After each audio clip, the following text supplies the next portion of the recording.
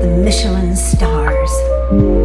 How does one secure 1, 2, or 3 Michelin stars, the most coveted, the most prestigious awards for any chef or restaurant? Well, it isn't easy. Let's put it this way. In New York City, there are about 17,000 restaurants across all 5 boroughs, and there are only 5 3-star Michelin restaurants. So let's talk about the history of the Michelin stars. How did this all start? Well, way back in the 1900s, you had 2 brothers with the name Michelin, and they were selling tires.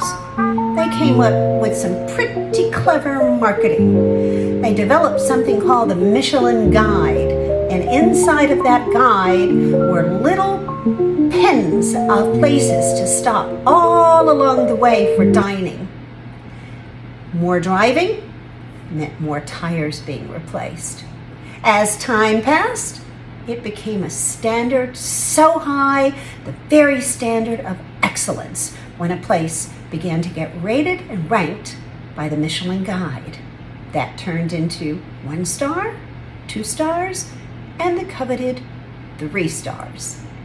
How do you get these stars? Well, graders or inspectors show up anonymously several times a year to a place that has had a lot of buzz. And the buzz comes from the New York Times reviews, it comes from local community papers. You know it when something is hot. They show up and they judge in several different categories. And it's not just the flavor of the food, even though that is huge. It's the blend of the harmony of the flavors. Does every dish taste the same, or does each one stand on its own uniquely? The personality of the chef, the service, the whole dining experience factors into those stars. To get just 1 star is an incredible honor, but imagine getting 2 or 3.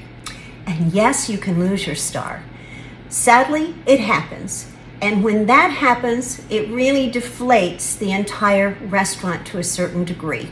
How does that happen? Well, it can be turnover of chefs.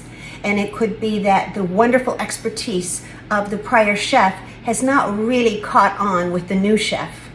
It could be that management in a different way has changed some things with the menu, or that the wait staff isn't quite as professional as they were before.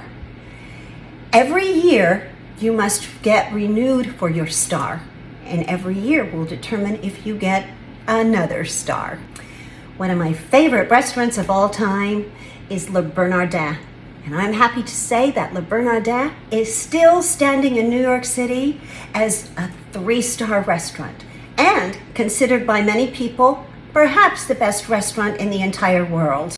So what cities hold the honor of having the most Michelin star restaurants? Tokyo, Japan would be in first place, and Paris, France would be next.